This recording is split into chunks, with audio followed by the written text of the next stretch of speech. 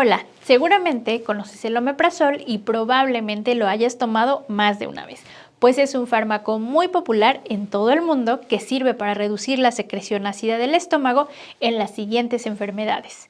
Úlceras gástricas o duodenales, que son llagas en el recubrimiento del estómago o el duodeno, que habitualmente causan dolor o sensación de vacío en la parte media superior del abdomen. Además, algunas úlceras también pueden provocar sangrado gástrico severo. Prevención de úlceras gástricas secundarias a ciertos fármacos, como los antiinflamatorios no esteroideos, entre los que se incluye la aspirina. En estos casos, los síntomas son los característicos de las úlceras, como ya se explicó en el punto anterior. Enfermedad por reflujo gastroesofágico, un trastorno en el que se producen lesiones en el esófago por episodios frecuentes de regurgitación ácida, es decir, por el paso del contenido ácido del estómago al esófago, lo que provoca una sensación dolorosa y ardiente que se desplaza desde la punta inferior del esternón hasta la garganta. Y síndrome de Zollinger-Ellison, una afección poco frecuente causada por la presencia de un tumor, generalmente localizado en el páncreas o en la parte superior del intestino delgado, que secreta gastrina. La gastrina hace que el estómago produzca demasiado ácido, lo que provoca úlceras pépticas. Los principales síntomas de esta enfermedad son dolor, ardor o malestar en la parte superior del abdomen, diarrea, reflujo ácido, eructos, náusea, vómitos, sangrado en el tubo digestivo, pérdida de peso involuntaria y falta de apetito. El omeprazol pertenece a un grupo de medicamentos llamados inhibidores de la bomba de protones o IBP, entre los que se incluyen pantoprazol, lansoprazol, etc. Pero estos fármacos no están libres de efectos secundarios indeseables, ya que pueden causar hipersecreción ácida de rebote. Cuando se suspende la toma de algún IBP después de un tratamiento de más de 8 semanas, el estómago produce más ácido del que debería, lo cual aumenta las molestias gástricas y condiciona al paciente a seguir tomando el fármaco durante tiempo indefinido. 2. Deficiencia en la absorción de vitamina B12. En personas mayores de 65 años existe el riesgo de deficiencia de vitamina B12 inducida por el uso prolongado de inhibidores de la bomba de protones, lo que favorece la aparición de anemia y demencia. 3. Osteoporosis. En el año 2010, la Agencia de Drogas y Medicamentos de Estados Unidos informó la posible asociación del consumo prolongado de IBP con un aumento en el riesgo de fracturas de cadera, muñeca y columna vertebral, probablemente por una menor absorción del calcio alimentario.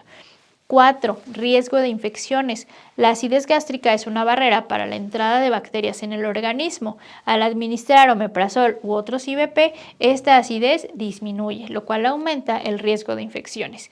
5. Trastornos en la absorción de hierro. Los IBP podrían disminuir la absorción de hierro porque el ácido gástrico facilita la disociación de las sales de hierro de los alimentos. 6. Daño renal. El consumo excesivo de inhibidores de la bomba de protones aumenta el riesgo de daño en los riñones. Por tanto, no se recomiendan en personas con trastornos renales. 7. Riesgo de cáncer gástrico. Los estudios recientes sugieren que el consumo de IBP durante un año o más puede aumentar el riesgo de cáncer de estómago. Y 8. Los inhibidores de la bomba de protones también pueden causar diarrea, gases intestinales, náusea, dolor abdominal, dolor de cabeza y estreñimiento. Por lo anterior, los inhibidores de la bomba de protones se deberán usar racionalmente, lo que implica tomar la menor dosis efectiva posible durante el tiempo más corto necesario, sobre todo en pacientes mayores de 60 años. En adultos, la dosis diaria habitual de omeprazol es de 20 miligramos, la de lansoprazol es de 30 miligramos y la de pantoprazol es de 40 miligramos. El tiempo de tratamiento dependerá de la enfermedad que se esté tratando, pero generalmente no deberá sobrepasar de 4 a 8 semanas, salvo en pacientes con síndrome de Zollinger-Ellison. Pero es importante destacar que hay otras opciones naturales para evitar los daños por la secreción gástrica. Aquí van. Bicarbonato de sodio. En un vaso de 200 mililitros de agua se pone una cucharada de bicarbonato equivalente a unos 10 gramos y listo. Se recomienda tomarlo una vez por día después de comer. Jugo de sábila. Para su preparación se requiere la pulpa de una hoja de sábila, una manzana pelada y sin corazón y una taza de agua. Se mezclan todos los ingredientes en una licuadora y listo. Opcionalmente, la fórmula se puede endulzar con miel de abeja al gusto. Se recomienda tomar una taza diariamente por la mañana y jugo de sandía. Se recomienda beber un vaso de jugo de sandía 3 veces por día. Cualquiera que haya sido el remedio de elección deberá tomarse durante 2 a 4 semanas seguidas. Después se podrá tomar cada vez que se desee. Con objeto de evitar recurrencias, después del tratamiento de base se deberán tomar al menos 3 comidas diarias y también consumir regularmente los siguientes alimentos, que además de nutritivos son deliciosos. Probióticos, algunos de los alimentos que los contienen son yogur natural, kéfir de agua o de leche y chocolate negro, entre otros. Vitamina C, algunas de las frutas con más vitamina C son melón, cítricos y frutos rojos.